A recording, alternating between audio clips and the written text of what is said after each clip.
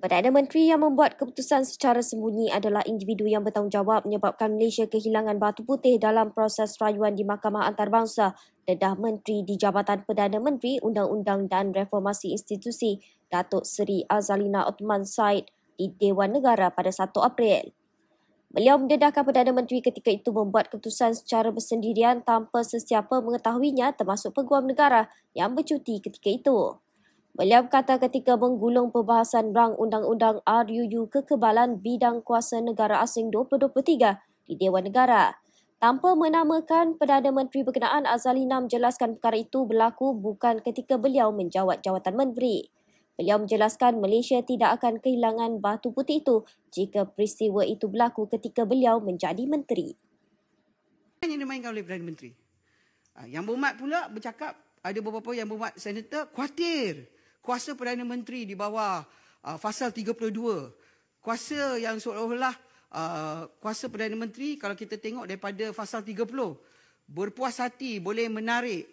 Kemudian kuasa untuk mengecualikan. Kemudian kuasa boleh membuat peraturan. Jadi semua merasa takut. Pertama sekali saya nak sebut macam mana kita nak takut Perdana Menteri sebab kita adalah amalan demokrasi. Dan paling penting dalam akta ni kalau kita tengok dalam fasal yang saya sebut tadi, apa-apa keputusan dalam fasal 32 yang dibuat oleh Perdana Menteri yang disebut, mesti melalui perintah dalam warta. Maknanya dia kena bentang dalam warta dan disiarkan. Dia tak bolehlah buat keputusan seorang-seorang sembunyi-sembunyi. Yang buat keputusan seorang-seorang sembunyi-sembunyi, yang berhormat senator tahu siapa? Kehilangan batu putih. Saya nak cakap, hilang sembunyi-sembunyi. Semua orang tak tahu. Peguam negara cuti 4 hari, garden leave, dipaksa cuti, tak ada orang. 4 hari, hilang batu putih dalam proses rayuan antarabangsa.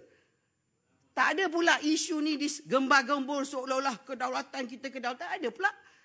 Tapi tak pernah ni cerita dulu, kita biarkan RCI buat keputusan sebab dia nak siasat sebenarnya. Walaupun task force dia siasat, ada orang tak nak datang. Sekarang RCI kata kena datang, tak datang, kena masuk penjara kalau tak datang. Yang Berhormat, ketika itu saya bukan menteri. Betul, bukan Yang Berhormat. Tak ada. Yang Berhormat dah tak ada terlibat. Yang Berhormat, kalau Yang Berhormat dengan saya terlibat, benda ni tak berlaku, insya-Allah.